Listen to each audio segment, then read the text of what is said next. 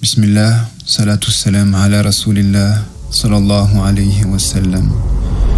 En guise de résumé de notre dernier cours de spiritualité, nous avons abordé la station spirituelle du shukr, la reconnaissance.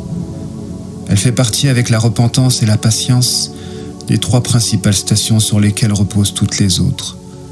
La reconnaissance, c'est l'action de faire preuve de gratitude, et elle implique en conséquence l'attribution par le cœur d'un bienfait à son réel bienfaiteur. Or, pour tout croyant, il n'y a qu'un seul bienfaiteur, et ce dernier n'est autre qu'Allah. Si méfait il doit y avoir, alors nous devons nous en prendre qu'à nous-mêmes, car les épreuves, effectivement, sont étroitement liées à nos fautes, à nos péchés et à nos manquements.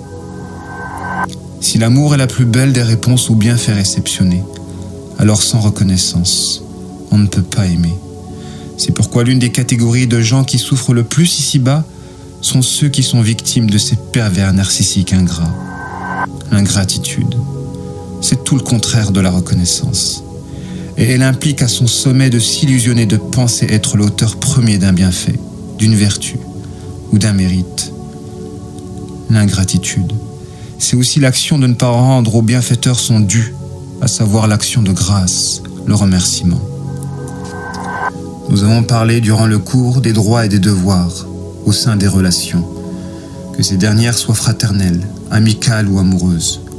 Car il est vrai qu'à partir du moment où l'on crée une attache, alors il est interdit de briser un lien sans raison, sans dire pourquoi, car cela peut détruire la personne qui investira des sentiments dans le vide, dans le désarroi, dans le désarroi, dans le désarroi.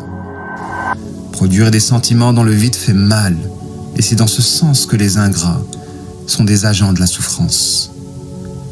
La reconnaissance, ash-shukr, est l'une des plus belles stations spirituelles, car elle naît essentiellement de la connaissance de la beauté divine, l'être essentiel, et elle produit par conséquent les plus belles stations comme l'amour ou la sincérité. À ce sujet, notre mère, Aïcha, radiyallahu anha, avait vu le prophète, alayhi salatu wassalam, tellement prier ses nuits, jusqu'à ce que ses pieds se fissurent, au point où elle lui dit « Pourquoi agir ainsi quand Allah t'a pardonné tous tes péchés passés et futurs ?»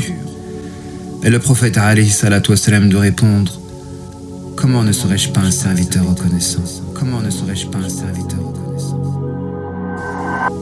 Dans le sens où Allah mérite ma servitude par lui-même, non en échange d'un intérêt quelconque à mon endroit.